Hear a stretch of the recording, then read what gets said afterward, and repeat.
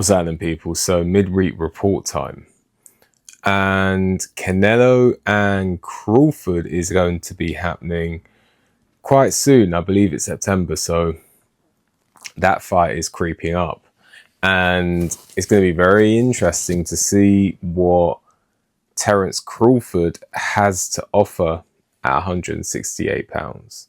Now, I know Terence Crawford walks around probably even heavier than that, but it's going to be really interesting to see what he can do there as opposed to welterweight. And so, yeah, it's just going to be really interesting dynamic. You know, will he approach it southpaw orthodox, and will he elect to try and be slippery on the inside and, you know, pick off Canelo, or will he opt to keep it on the outside, which I suggest is a far more recommended tactic. Now, moving on from that, but that is an intriguing fight. Moving on from that is Arsenbek Makhmudov versus Dave Allen. Now, Makhmudov versus Dave Allen, very, very good fight. But I think it's going to be a very entertaining fight for as long as it lasts. I don't see it going the distance. And many people are favouring Makhmudov in a big way. I'm not sold on that idea due to the fact that Dave Allen is very tough, due to the fact that he can absorb shots. He's quite slippery with his head movement, and also he rides shots. He's a lot more savvy than people realise. And then on the other hand, Makhmudov, he's got very good punching power. He can box. I've seen him do it in the amateurs. I'm not saying he's Pernell Whitaker, but he can box.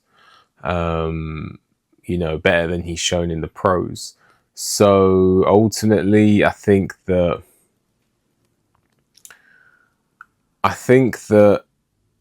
Makhmudov, you know, he can potentially hurt Dave Allen, but I also think Dave Allen has some attributes that could make the fight very interesting. So I'm going to be watching that one with interest. I think that Dave Allen definitely has a shout, you know, if he can land that overhand right, if he maybe invests to the body a bit more, if he can push Arsenbek Makhmudov back, then I don't see a reason why there's no, you know, he hasn't got a shout in that argument. And then I want to finish off talking about Moses Itauma versus Dillian Whyte.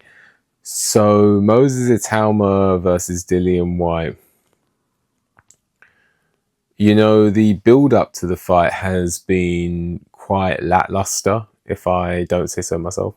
I think that Dillian Whyte and Moses Itauma haven't had the build-up that one might expect for a fight of that magnitude. The fight's kind of come out of left field for me. You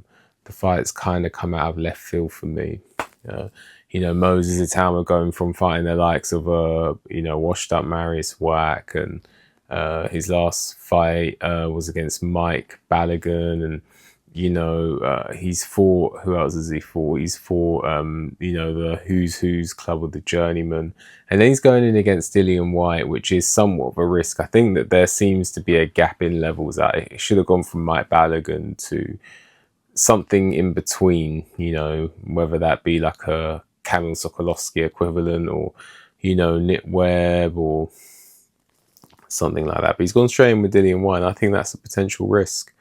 You know, do I favour Moses Itauma? Yes, but I think Dillian Whyte is a different kettle of fish to the fighters that he's fought previously, and I think, you know, this isn't a foregone conclusion. It's a strong likelihood that Moses Itauma wins, but it's not a cut and shut case. So anyway, let me know what you think about what I spoke about here. Like the video, subscribe to the channel, leave a comment, hit the notification bell so you get a notification when I make a new video. If you appreciate my work and want to leave a donation, there's a link for that in the description. And with that, enjoy the rest of your day, and I'll see you on the next one.